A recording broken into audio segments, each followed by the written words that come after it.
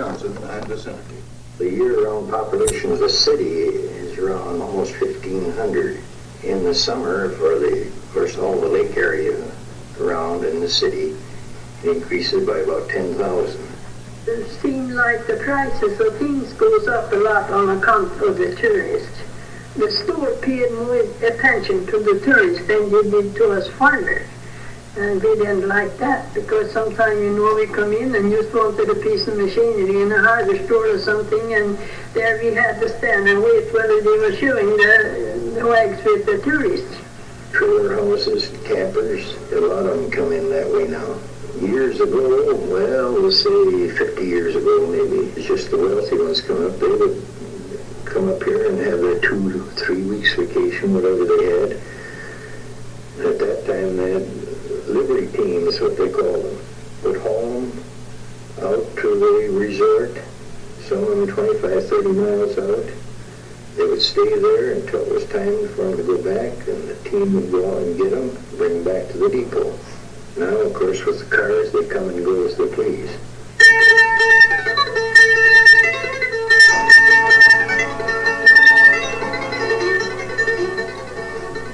Gangsters, Indians, and Tourists is the last in a series of 4 programs about Hayward, Wisconsin, and the country surrounding it. Back in the 20s and 30s, not only the wealthy came to get away from the cities, but numerous public offenders also came to get away from the law and sought refuge in this dense pine country.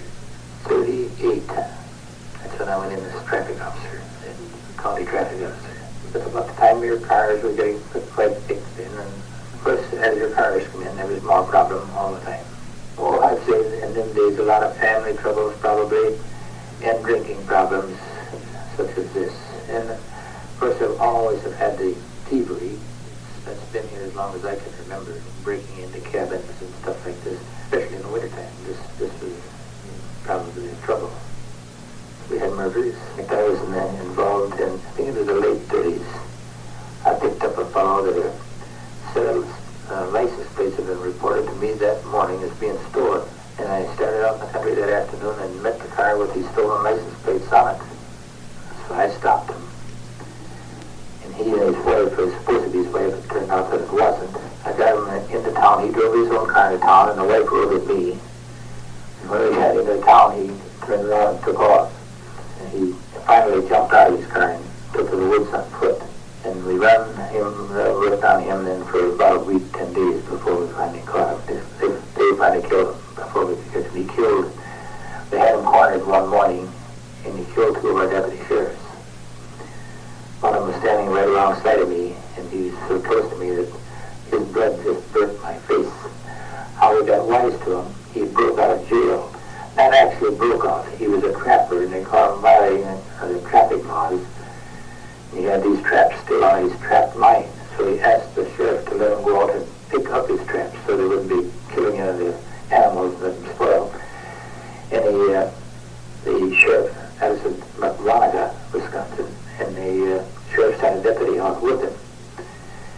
So he got up to this creek, and he told the deputy, he said, now I've got a trap right on the other side of this creek. You can see me all the time. If you don't want to walk in the water, you can see me. Get over there and get it. Well, I got on the other side of the creek and took the woods.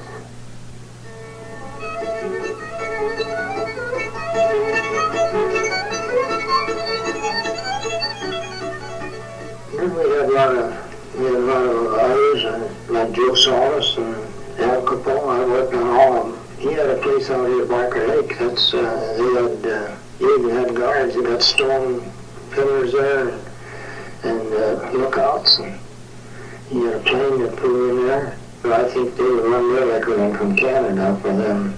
Like Clarence White was shaving him, and I said, I wonder who that fellow is. I said, there's all somebody sits in the car when he's in here. And he laughed, and he said, don't you know who that is? And I said, no. I said, that's Al Capone. And of course then it dawned on me because I'd seen the scar on his face when I worked on it. But I cut his wife's hair, and he was all somebody at the car all the time. Oh, he talked, but I don't know who he was. He never mentioned anything. Al Capone, they do have food out here, but You lived in Al Capone's house. And where? So in Florida, Dakota. Did Did you ever have any conversation with him? Oh, sure, he'd stop by or something again. He was a very friendly guy. But he kind of ruined himself going. They found one deer. He had 18 shots from machine gun. He cut the deer in half. And then started practicing it. A live deer? Yeah, live deer. No. But he had this gun turret, for both of the machine gun and him. Of course, these guys would practice it on for a deer. It couldn't right.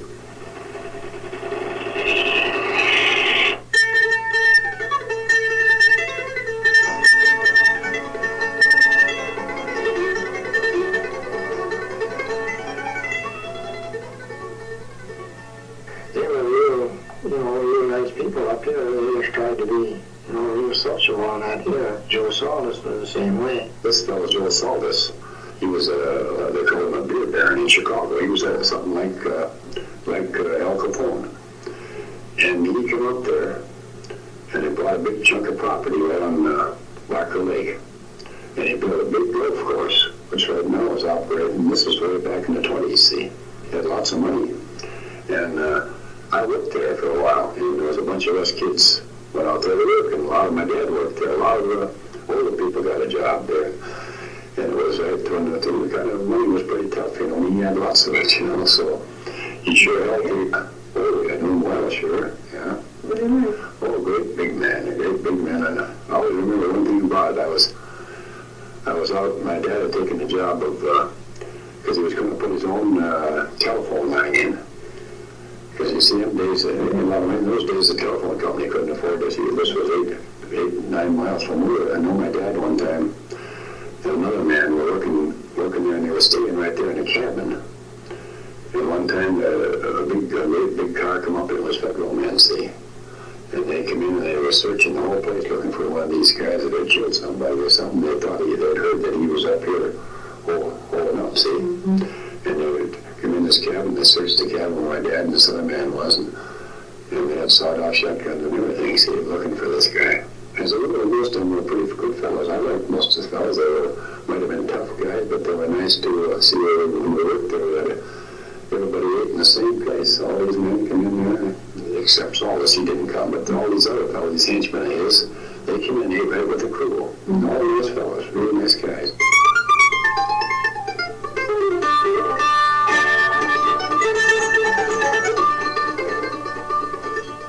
What's the effect Prohibition had on this town? None. This is much whiskey and moonshine stuff floating around here, and more than we were before, I think.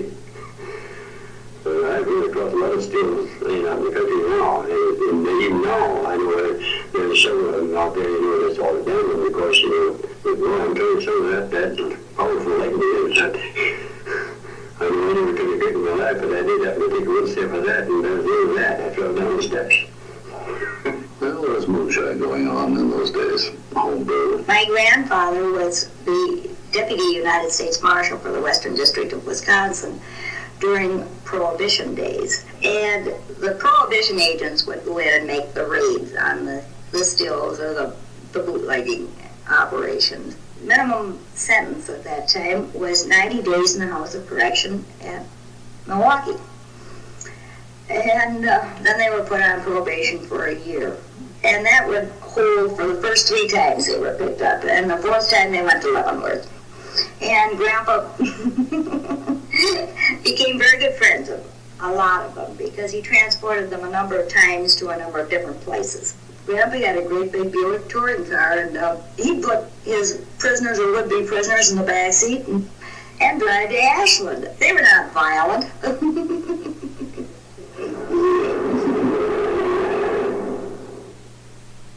It seems to me Hayward relies on her natural resources for her livelihood, right? Right. I remember as a child when the mill burned in 22, it was going out then, it was the last. But, Was it the end of the employment too? oh yes, yeah, that was, Hayward had nothing but the resort and the farming industry at then when the mill went out. And, Was your family affected by it? oh yes, they were employed at the mill, and of course when the mill burned was all gone, then they had to see that they sought employment mainly in the resort business, carpenter work and things like that, was the only thing left. The government established a transition camp out here during the Depression days for footloose and homeless men who had no other place to go. It was federally funded and administered by federal employees. I built this building again. I was a superintendent of that. When we built that with all transit labor. We had a big transit camp out here where the Hayward Hospital is today. And they had hundreds of men in there. You know, as you mentioned, a lot of our bums find a place to sleep and eat. So the state built these places for them. And we used that labor. I had every class of people there was, from dentists, doctors, lawyers, everybody else who just turned out to be bums. And 90% of it turned out that way from drink. Depression days, 1930s, there were millions of young people out of work. Even college graduates. I think there was just hard on everybody. Even the farmers had to leave for their cows. At the time, after the mill went out and the economy was just recreational, we had resorts. All they amounted to were fishing camps. And some of them are still operating. Of course, they've been renovated and they're modern. We had a group of young men in town at that time who were in business and wanted to see Hayward grow, and they organized themselves into a chamber of commerce, organized into associations, advertised, and that's how it developed. I was showboy at the various summer hall clubs, like the Wismo Club. A shore boy, did you say? I was showboy, yeah. What's that? Well, it was pretty strong to treating fish, I tell you, and taking care of the lawn and things like that, packing fish for shipping. Incidentally, at the Wismo Club, there was a J.M. Studebaker there. One of Walter Cronkite's relation had a cabin there also. There weren't hardly any summer homes at these clubs. So your dad was a guide? He was the guy that built it, because there was no outboard mortgage, you had to do milling, and if they cold, why, you rode all days. And now and then you get some people that would cast, well, that was much easier. You just need a long swing, you know, around reed bits, and they'd cast well and things.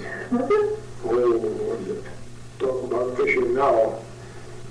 It always reminds me of a story that there was only one meat market in town, and then we had a good people around it. And he went in there one day, and of course, this people had never seen him before, and he knew just about it, and they were around, they said, oh, yeah, he recognized him as a stranger. So he asked him if he was located around here anywhere, and my dad said, yes, I just bought a piece of land out here on Quarter Lake. And this people said, oh, Quarter Lake, oh, yes, I know that lake well. They said, it used to be an awfully big musky lake. So we used to go out there every Sunday and get 18, 20 muskie every Sunday. But he said it fished out now. You go out there and fish all day, you only get 3 or 4 muskies, they'd quit going, you know, because that wasn't.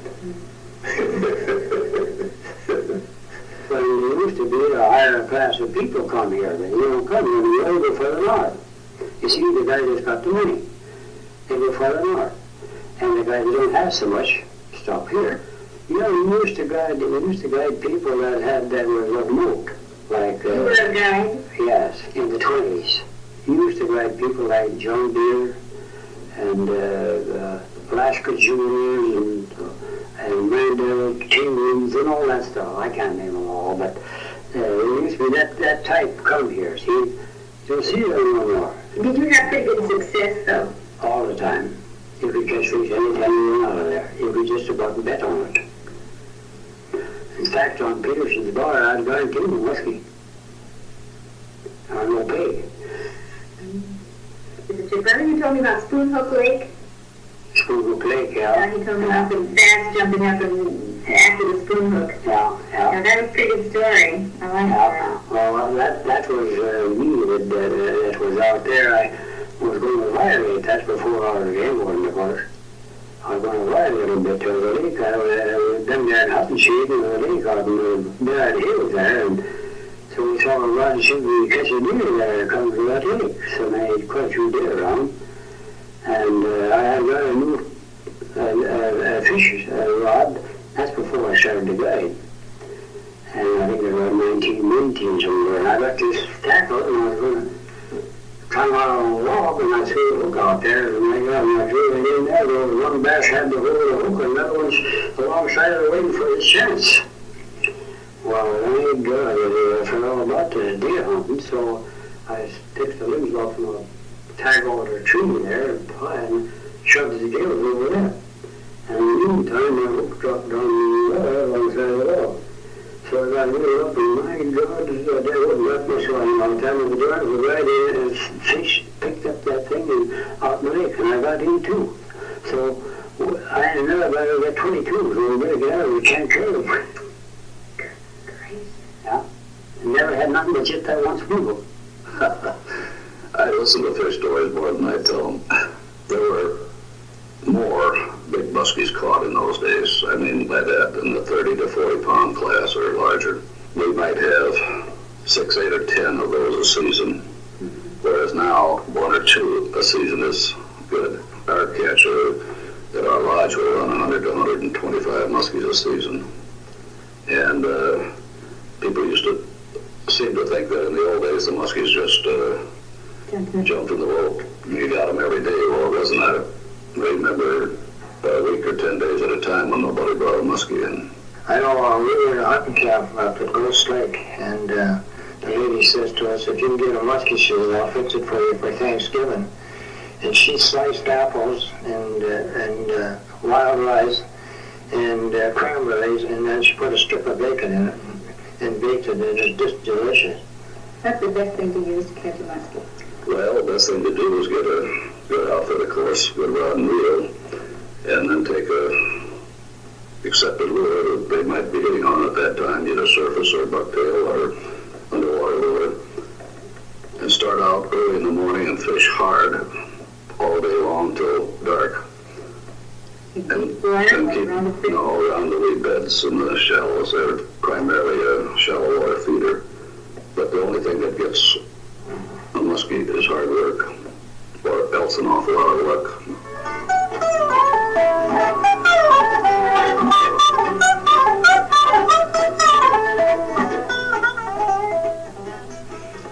This is our family's 56th year or season in the business here at Hayward. We started out with 3 cottages, and part of the main lodge over there was a branch fishing camp for Cornix Resort, which was closer to Hayward on Spider Lake. So they had 3 cottages and a dining room and kitchen when we went there, and a barn and ice house and so forth. And pretty crude accommodations in those days. And one of the interesting things compared to now is we might get the reservation in middle of May that they wanted to come up in June. And if we had 2 or 3 weeks, we went out and cut logs and built a cabin for them if we didn't have space. Because all you had to do was put up 4 walls in the floor, put some bedding in, and put it out back, and you were in business. Kerosene lamp. What about the heating in those cabins? Oh, pot-bellied stove. Wood.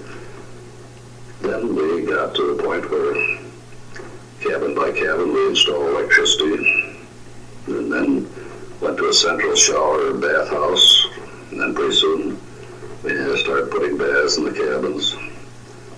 And over the years we've become a very modern luxury resort, so-called. The first business you had men come and fish. And then and now we have a great many families and women, and over the years we've had a lot of couples come as fishermen. I mean, real good.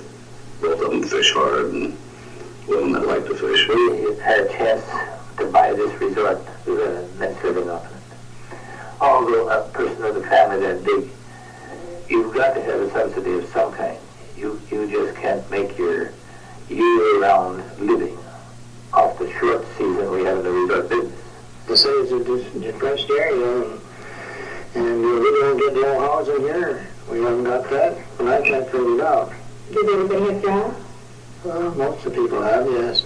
When I came up here, I expected to find a place to do welfare state practically. Everybody on food stamps. From the way it sounded. Yeah. But that's not true.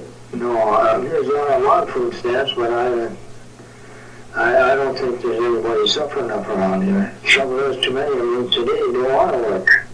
They don't do unemployment? Unemployment, yes. In other words, working the summer in the resort area, earning that good resort money, Yeah. and then going Unemployment, winter time. The big up the facilities you got here, of course, there's a lot of work to get them up to where you can utilize them for a living. But right now that I'm in Hayward County, we're building big ski trails. Miles of it here. Because we had people from Europe and all over here last year for this winter industry. There's a lot of the people that come in there today are more or less working people that we are. They save their money for a 2 weeks vacation, a 10-day vacation, and that's when they come up and spend it. And they'll bring their families with them.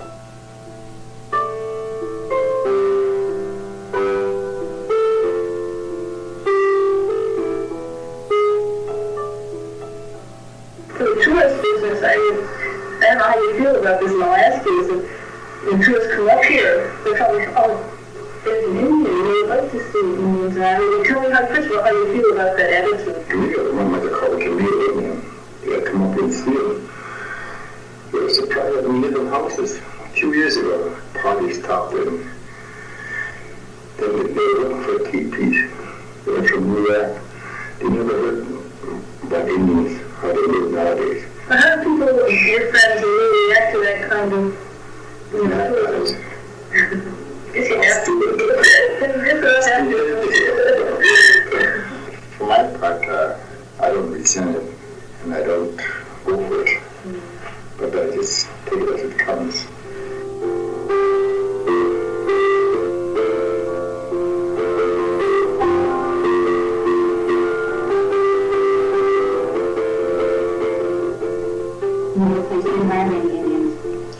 I have one Indian woman working for me now, and I've had a number of them. This woman is her third or fourth year that she's worked for us. That resorts around Chiefly, they have Indian women work and work there, like cleaning cabins. I used to do that. I worked at Williams Resort for about 3 years. I was a head cook there, cook for the tourists. I used to fry fish for them. Their own fish. Yeah, their own fish. And the woman I cooked with, I was the one that fried fish all the time. And she'd take it in the dining room, but because she got paid for frying fish, I didn't get anything. My father, he was a guide tours. So he was caretaker for 20 years. We built summer homes during the summer. Well, when it came time to build these new houses in here, who built these? Power company had furnished the labor, I guess. How do these homes compare with the homes that you had before? Out in the power company built once very long in the winter. There was no insulation, there was no foundation, there was no basements, there was just smaller shacks, you know. We have this housing program on the reservation where we build these new homes, which you see on the road. I think there's only 2 houses left that the power company built. There was a established village there? Yes. And what happened to it? Well, power company came in and flooded all the area. So people had to move. The people didn't want the dam to be built on the river, and when the lands come in, it was 76,000 acres at one time. Some people didn't move at all, and then until the water came up, they had to move. Power company built these shacks up here for the people. They moved the rice beds of the river. Everybody had their own rice beds, took care of them, reseed them every year. And what are some of your problems that you're facing right now? Our resources are cutting out, fish and game, wild rice, berries, so we're trying to, it goes to boundaries of the reservation, trying to preserve our game. There's too many tourists taking their game out, you know, and we don't have anything to say about it. Wait a minute. You mean other people are allowed to come into your land? Yes. Maybe it's their home. The state claims the water. The state claims the water? Is that the Chippewa? Forage, yeah. But you still have all the rights that you need, don't you, to fish there? Yeah, we still have right. There's a movie for people What? in the summer. There's so many boats out there, you know. Indian people are having... Oh, I see that people are infringing on some of your rights, Oh, sure. and you feel that they should be exclusively yours. But the resort people do that and reserve the other on account of this fishing rights. But we try to keep people who are very away from fishing and all that. They're going to have a meeting now, I think, Wednesday. See, they brought up another law that no hunting, no trapping, or hunting limit on there. Yeah. So they can't hunt there, then you can't come home. Well, we can't have no place outside of the big anyhow. It's against the law. Even if you have a license Oh, yeah, we have license, yeah. And you know, we live close to a big reservation, and the Indian can hunt on that reservation fish anytime he wants to. But a lot of them don't seem to know where the lines are. And of course it goes to the white man too. It's not only the Indian, but this is all our troubles. The Indians, they hunt all the way around, kill them, and they hunt any way they want. They have the dogs, the lights, anything. But they complain about the supply now. Yeah. They complain that there aren't enough anymore. Most of them took down the areas to hunt. Why they hunt when the government will give them all they want to eat? I think they have to work out their own problems there. You think it's a localized problem? I think more, yeah. That been quite a big discrimination from Hayward. Out of my districts too. I don't know why. I don't know. You know, the movie version of our people that were lazy and good for nothing, all that sort of stuff. I had some very fine friends who lived on an Indian reservation, Indians. They're not all like most of the people in the county think they are. There's just a few of them pushing, just a few of them, but the genuine Indian down there, he don't want none of this trouble at all. He's being pushed into it by somebody that wants to be on top. The white people, maybe just a little Indian blood in them, very little, and then trying to push the Indian ahead further than he wants to go. How's the employment problem as far as the rest of the people here are concerned at the present time? Well, the tribe is being funded by the government for different projects. So at this time, there's plenty of work. Not plenty, but everybody seems to be on certain times a year. The forestry, working for forest land improvement, that's what it is.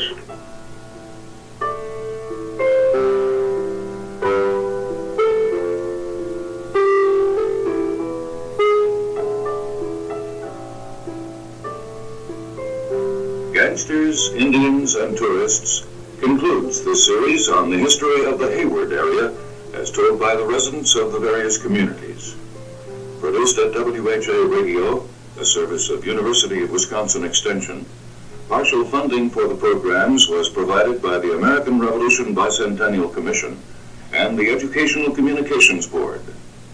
We are indebted to the Hayward Historical Society for their cooperation, and anyone interested in hearing tapes of the programs will find duplicates housed in the Carnegie Free Library of Hayward and the State Historical Archives in Madison.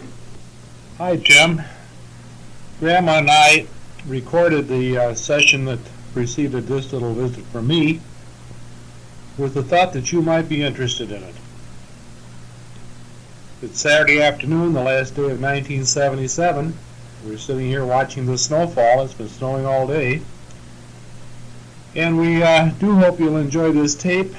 And then you take the other side that's blank and fill it and send it back to us. Okay, Tim? Ruth, did you want to say hi, Tim? It's almost done here now. Hi, Tim. Have a happy 1978. Be a good boy. Happy New Year, Tim.